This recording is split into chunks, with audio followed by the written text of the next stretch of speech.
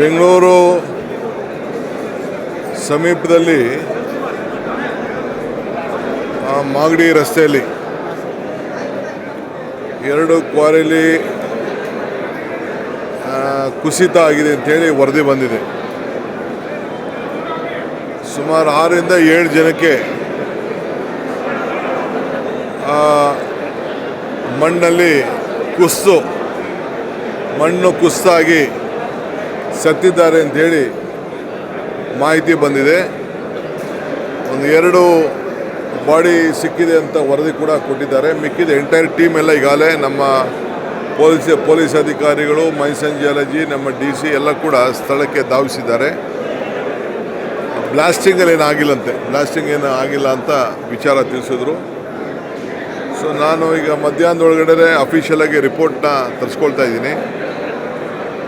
ಆಮೇಲೆ ಅದು ಏನು ಮಾಡಬೇಕು, ಏನು ಸೂಕ್ತ ಕ್ರಮ ಕೈಗೊಳ್ಳಬೇಕು, ಜಾಗೃತಿ ಕ್ರಮ ಕೈಗೊಳ್ಳಬೇಕು, ಆ ಕ್ವಾರಿ ಲೀಗಲ್ಲ ಇಲ್ಲೀಗಲ್ಲ ಅನ್ನೋದು ಕೂಡ ಅಫಿಷಿಯಲ್ ವರದಿನ ನಾನು ತರಿಸ್ಕೊಳ್ತೀನಿ.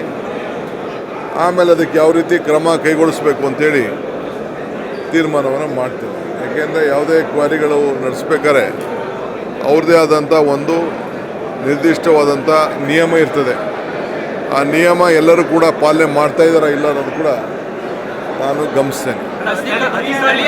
ಸ್ಥಳೀಯ ಶಾಸಕರು ಆರೋಪಿಸುವ ಪ್ರಕಾರ ಸರ್, ಹಿಂದೆ ಚಿರತೆ ಇದೇ ಥರ ಬ್ಲಾಸ್ಟ್ ಆಗಿ ಚಿರತೆ ಸತ್ತೋಗಿತ್ತು. ಹಾಗೂ ಅರಣ್ಯಾಧಿಕಾರಿಗಳು ತನಿಖೆಗೆ ಆದೇಶ ಮಾಡಿ ಇದು ಸೀರಿಯಸ್ ಆಗಿ ಆಗಲಿಲ್ಲ, ಮುಚ್ಚಾಕೋ ಪ್ರಯತ್ನ ಆಗ್ತಾ ಇದೆ. ನಮ್ಮ MLA ಕೂಡ ತಿಳಿಸಿದ್ದಾರೆ, ತಿಳಿಸಿದ್ದಾರೆ. ನಾನು ಅಫಿಷಿಯಲ್ ಆಗಿ ರಿಪೋರ್ಟ್ ತರಿಸ್ಕೊಂಡೇ ನಾನು ಮಾತಾಡ್ತೀನಿ.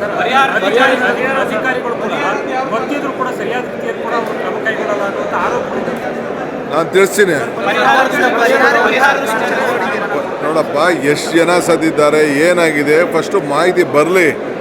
ಪರಿಹಾರ ಬಂದ ತಕ್ಷಣ ಯಾರು ಸತ್ತಿರೋ ತಕ್ಷಣ ಬಂದ್ಬಿಡಲ್ಲ. ಪರಿಹಾರ ಅದಕ್ಕೆಲ್ಲ ಪ್ರೊಸೀಜರ್ ಇದೆ.